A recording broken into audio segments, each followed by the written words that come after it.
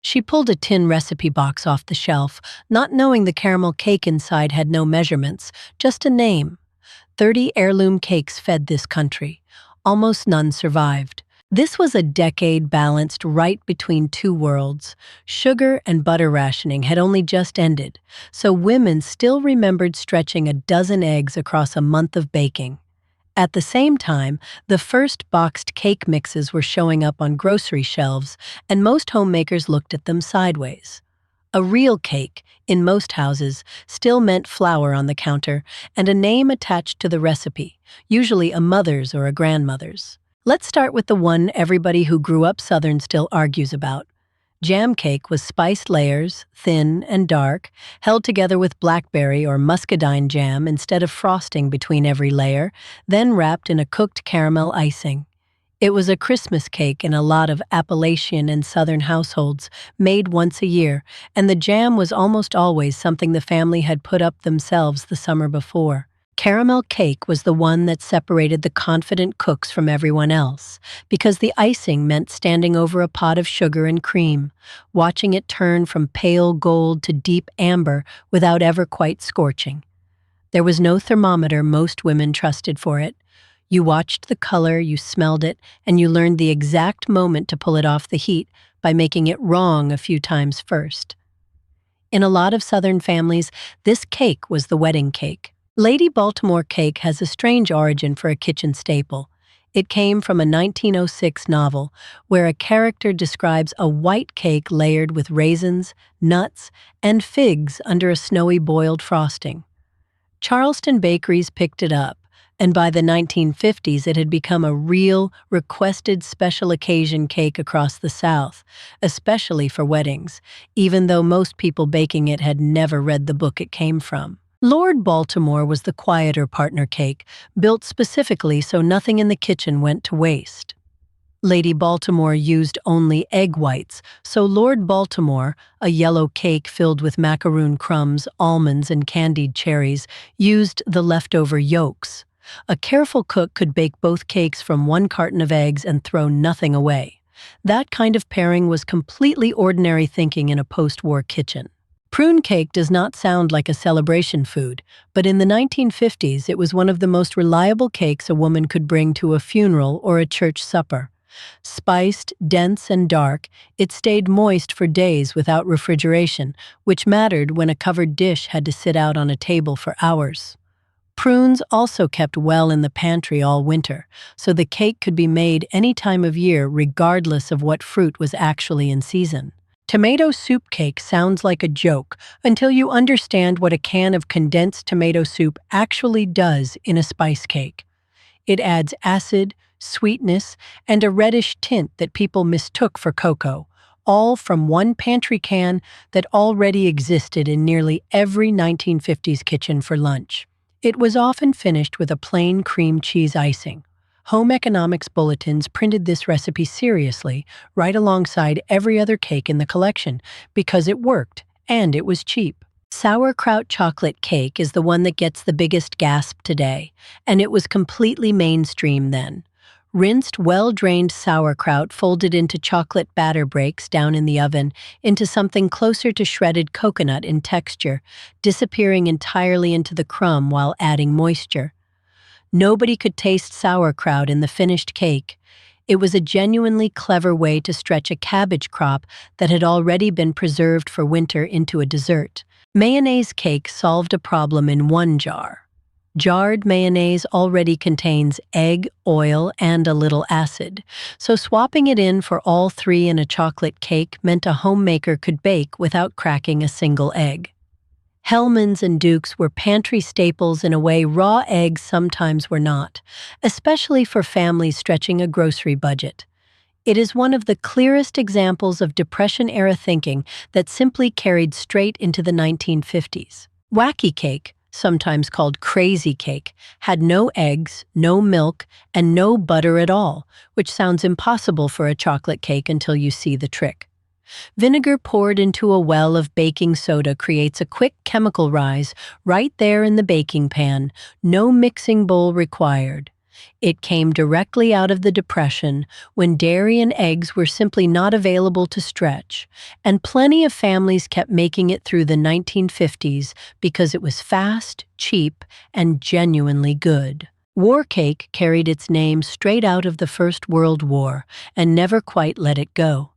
Raisins were simmered in water first to sweeten and moisten the batter, so the cake needed no eggs at all, a trick that mattered enormously during rationing years and stuck around afterward simply out of habit.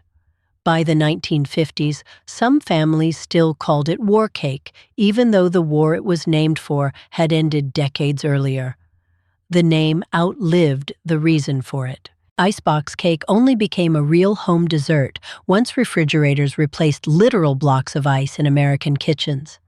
Graham crackers or vanilla wafers layered with whipped cream, chilled overnight, would soften into something closer to a cake than a cookie by morning, no oven required at all. The name stuck around as a kind of linguistic fossil, still calling it an icebox cake decades after the icebox itself had disappeared from most houses. 7-minute frosting is a technique almost nobody has in their hands anymore. Egg whites and sugar cooked over simmering water, while beaten constantly for exactly 7 minutes, turned into a glossy, marshmallow-like meringue frosting, no candy thermometer involved, just a clock and a feel for when the peaks held their shape. Get the timing wrong and it weeps or turns grainy. Women who made it well were often asked to make it for every wedding and anniversary cake in the neighborhood. Buttermilk pound cake sounds simple, but the buttermilk itself was often not what you would find in a store today.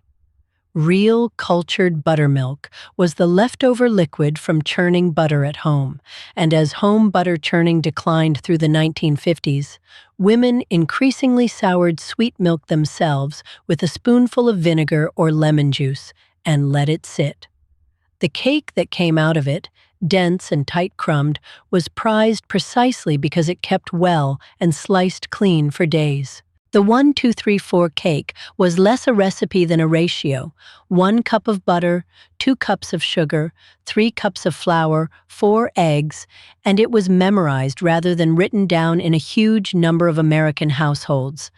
A woman could recite it from memory the way she recited a phone number, and it became the base for a dozen other cakes just by changing the flavoring folded in at the end.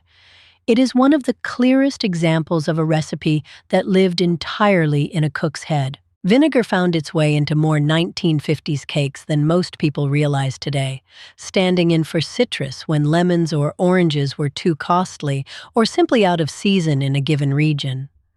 A splash of vinegar could brighten a spice cake or activate baking soda for lift, doing double duty as both a leavener and a flavor balancer.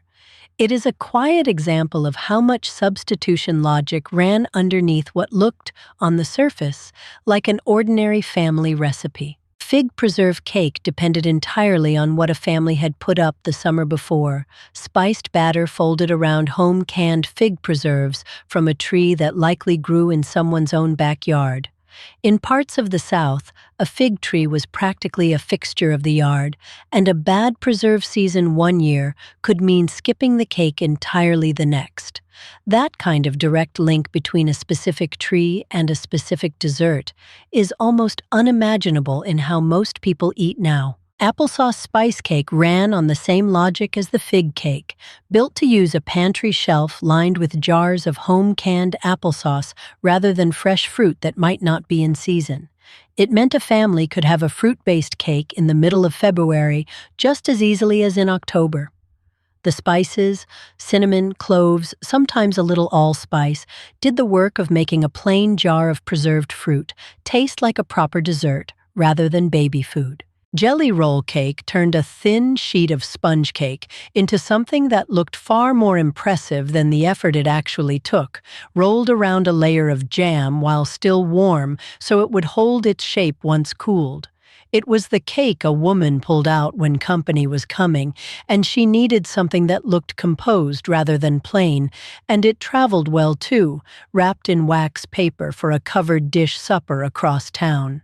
Scratch angel food cake existed specifically to use up a surplus of egg whites, often the very whites left behind after a batch of Lord Baltimore cake claimed all the yolks. Made properly, with no fat at all in the batter, it demanded a cook's full attention to keep the whipped whites from deflating on the way into the oven. Families with a lot of egg-heavy baking going on treated angel food and its yolk-heavy partner cakes almost like a matched set, nothing wasted between them. Devil's food cake in the 1950s often came out a deep reddish brown rather than the near-black chocolate cake people picture today, because the cocoa most households used was natural, not Dutch processed, and it reacted with baking soda to shift color as well as rise. That reddish tone is actually one of the direct ancestors of what later became red velvet cake, a connection most people baking box mixes today have no reason to know. Coconut cake meant real work before it ever reached the oven, starting with cracking open a whole coconut, draining and saving the liquid, and grating the meat by hand for both the batter and a boiled icing. Fresh coconut milk went into the frosting itself, not just the shredded coconut on top, which gave the icing a completely different depth than anything made from a bag of pre-shredded coconut today. It was often reserved specifically for Easter and Christmas tables. Orange chiffon cake has an origin story most homebakers never knew even while they were making it. A Los Angeles insurance salesman named Harry Baker invented the chiffon method in the 1920s and kept it a closely guarded secret for 2 decades, selling cakes to Hollywood restaurants under wraps. General Mills finally bought the formula and published it through Betty Crocker in 1948, and by the 1950s, it had spread into ordinary kitchens as one of the few genuinely new cake techniques of the century, using vegetable oil instead of butter for an unusually light, moist crumb. Molasses stack cake carries one of the most striking traditions on this whole list. Appalachian brides did not always have the ingredients or the money for a tall, formal wedding cake, so the custom became a community one instead. Each guest brought a single thin ginger molasses layer to the wedding, and the layers were stacked together with a dried apple filling spread between them, often overnight so the layers could soften. The number of layers on the cake became, in a real sense, a visible count of how many friends the bride had. Chess-style custard cake bars ran on almost nothing: sugar, eggs, a little cornmeal in some regional versions to thicken the filling, and butter, baked into a simple pan rather than fussy layers. It was the cake a woman made on a Tuesday with no special occasion attached, using only what was already sitting on the shelf. The name itself is disputed among food historians, some tracing it back to a mispronunciation of just cake, but nobody making it in 1955 was thinking about etymology. Red velvet cake in the 1950s was built on a specific chemical reaction, natural cocoa reacting with buttermilk and a little vinegar to deepen its reddish color, with only a small amount of food coloring added to push that tone further. The traditional icing was not cream cheese, which came later, but an ermine frosting, a cooked flour and milk roux whipped with butter and sugar into something silky and much less sweet than what most people expect from the cake today. Pineapple upside-down cake put a can of pineapple rings and a jar of maraschino cherries to work as decoration and flavor at the same time, arranged in a buttered brown-sugared pan before the batter went on top and the whole thing got flipped out at the end. Canned pineapple had only become widely affordable in mainland kitchens in prior decades, and this cake turned a can that once felt like a small luxury into a regular Sunday dessert by the 1950s. Whipped cream cake, sometimes called a never-fail cake, replaced both the butter and much of the egg richness in a batter with heavy cream whipped right into the mix. It was considered nearly foolproof for a nervous baker, forgiving of a slightly cool oven or a few extra minutes on the mixer, and it produced an unusually tender, light crumb. Farm families with easy access to fresh cream from their own dairy cow leaned on this cake especially often. What ties all 30 of these cakes together is not the ingredient list, it is who was allowed to know the recipe and how. The recipe was never written down, but every woman knew it by heart because she had stood at that same counter as a girl, watching a mother or an aunt do it by feel. That kind of teaching does not survive well once daughters stop standing at the counter, and by the 1970s and 1980s, fewer and fewer of them were. Church and community cookbooks are one of the only reasons any of this survived at all. Spiral-bound, locally printed, sold to raise money for a new roof or a mission trip, these charity cookbooks captured hundreds of family recipes that never appeared in any national publication. A lot of them exist today in only a handful of physical copies, sitting in a church basement or a single family's kitchen drawer, one water leak away from being gone for good. Extension agents, mostly women employed through land-grant university programs, taught standardized baking technique to rural girls across the country through the middle of the century. That means a lot of what feels like pure family tradition is actually a blend, a mother's recipe crossed with a printed bulletin from a home economics course, mixed together so thoroughly that nobody baking the cake today could tell you which part came from where. The boxed cake mix did not conquer the American kitchen overnight, and understanding why it stalled at first tells you something important about the women baking in 1950. Early mixes included powdered egg right in the box, and sales were sluggish. Home economists eventually discovered something almost psychological. Once the powdered egg was removed and a homemaker had to crack a real egg in herself, the cake finally felt like something she had actually baked. It disappeared from store shelves, but it still works, and that is exactly what happened once a homemaker was told to add her own egg to a cake mix. It gave her a sense of ownership over the result, a small act of real cooking layered on top of convenience. Food historians still cite this as one of the clearest examples of how a tiny change in instructions can shift an entire product's success, built entirely around understanding what a 1950s woman needed to feel from her own kitchen. Even with mixes on the shelf, scratch baking stayed dominant for special occasions well past the 1950s, especially for funerals, weddings, and church suppers where a bought cake or a box mix would have looked like you had not really tried. There is a whole world hiding in what nobody thought to save, and a huge amount of that world is exactly this, the unwritten hierarchy of when a family reached for a box and when they absolutely did not. The Sunbeam Mix Master changed what a cake could even attempt to be once it became a common wedding gift in post-war households. Creaming butter and sugar by hand for a proper pound cake could take 15 minutes of steady arm work, and an electric mixer cut that down dramatically while incorporating far more air into the batter.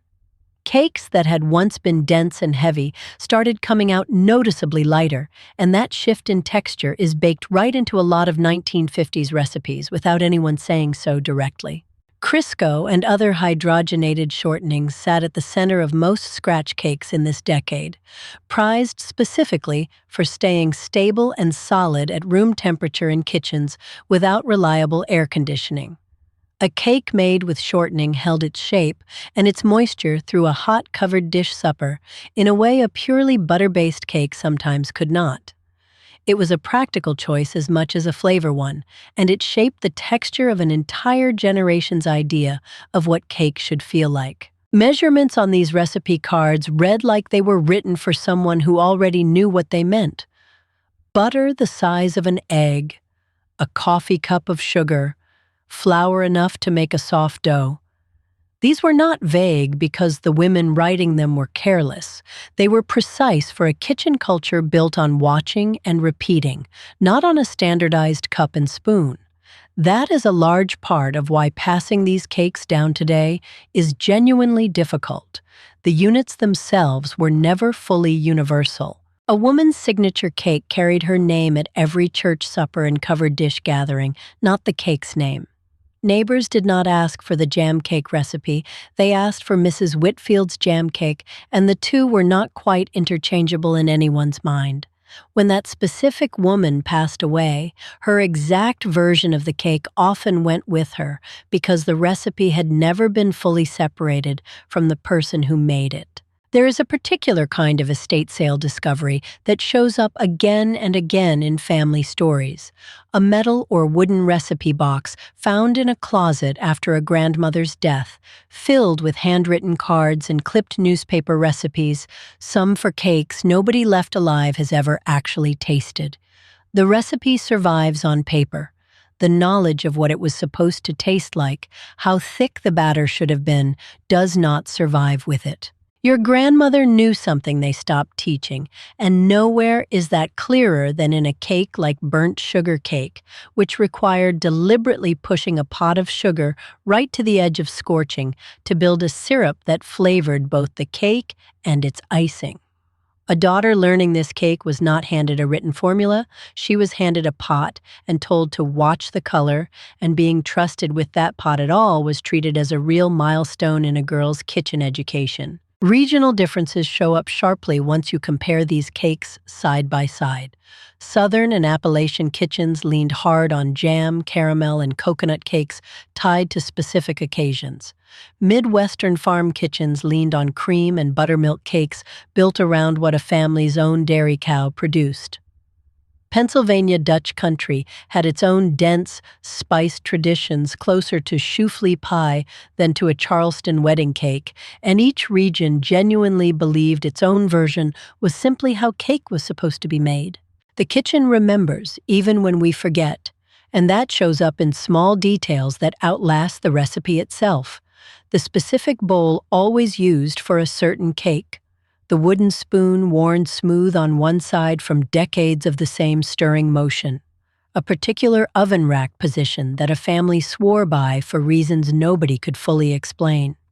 These physical habits often survived even in households where the exact written recipe had already been lost. By the 1960s and into the 1970s, the everyday birthday cake was already shifting towards something bought rather than baked, a bakery sheet cake or a box mix standing in for the layered, occasion-specific cakes of the decade before.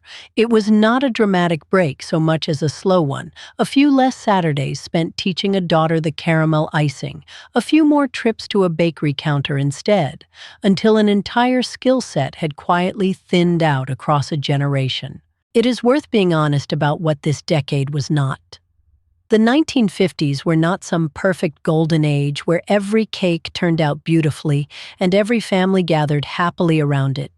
Some of these recipes were born directly out of real scarcity, real rationing, and real financial pressure on households that had almost nothing extra to work with.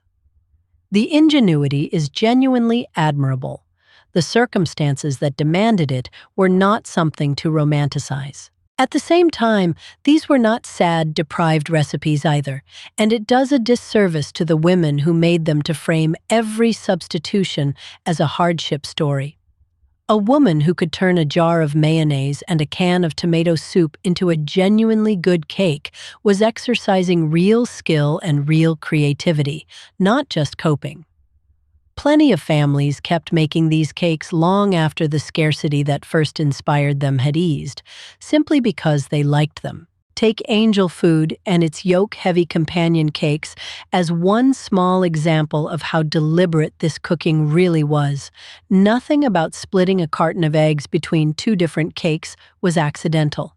It was a household economy running quietly underneath what looked from the outside like an ordinary Sunday dessert, the kind of planning that never got written down because it was simply how a competent cook thought. Wedding cakes across income levels reveal a lot about how differently families approached the same milestone.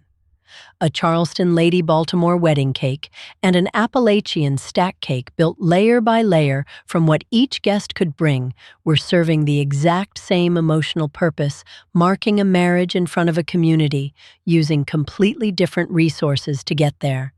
Neither version was lesser. They were simply built out of what each community actually had on hand. A lot of these cakes rewarded patience in a way modern baking often does not ask for anymore. Molasses stack cake needed to sit overnight, sometimes longer, so the dried apple filling could soften the thin layers into something closer to a single dense cake rather than distinct stacked pieces. A bride's family sometimes started assembling it days before the wedding itself, which meant the cake was, in its own way, a countdown to the event. Refrigeration itself deserves more credit than it usually gets for reshaping what a 1950s dessert table looked like.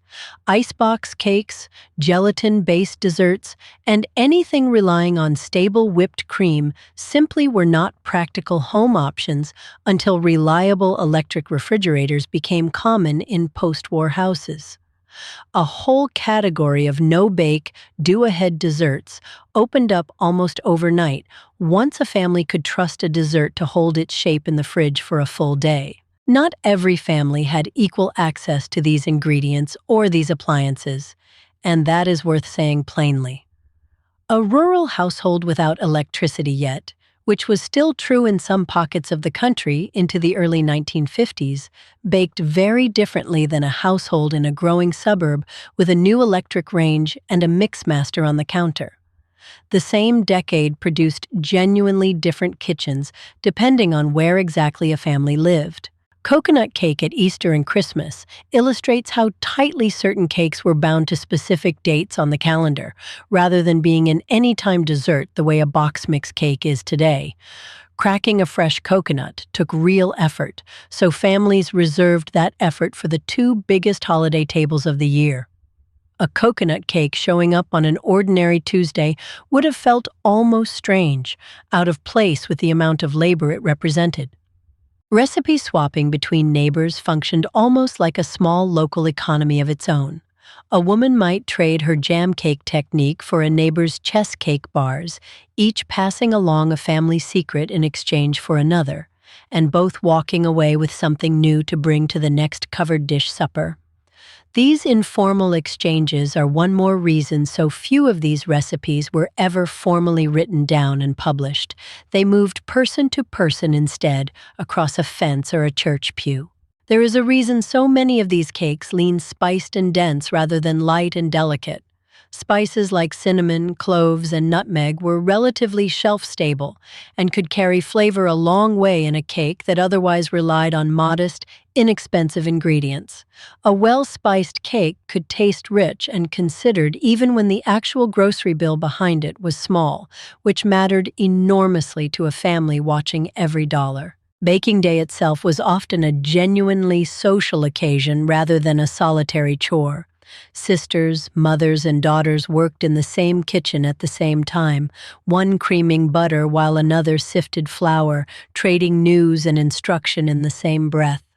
A lot of what got taught about these cakes happened in exactly that kind of overlapping chatty labor, not in a formal sit-down lesson, which is part of why it is so hard to reconstruct now.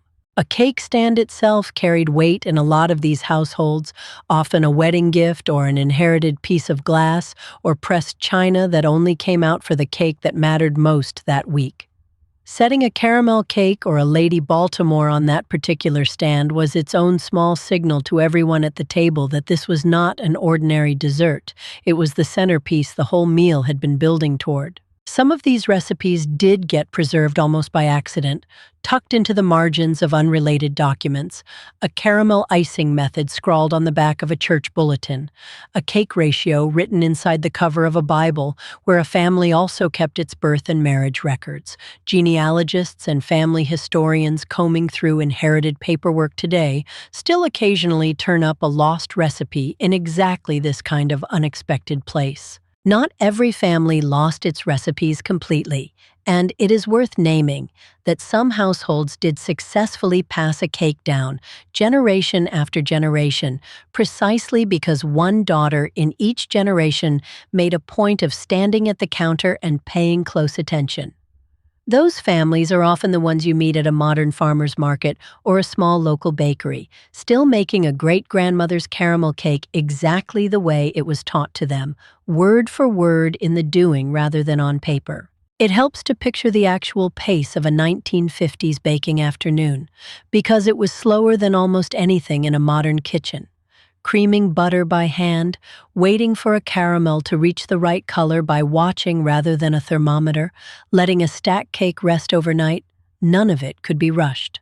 That slowness was not a limitation people resented, it was simply built into what baking meant, an afternoon given over entirely to one task rather than squeezed between other things. Think about how many of these cakes were built around a single ingredient a family already had too much of: sauerkraut from a fall cabbage harvest, tomato soup from a well-stocked pantry, prunes that kept through the winter, applesauce from a big canning day.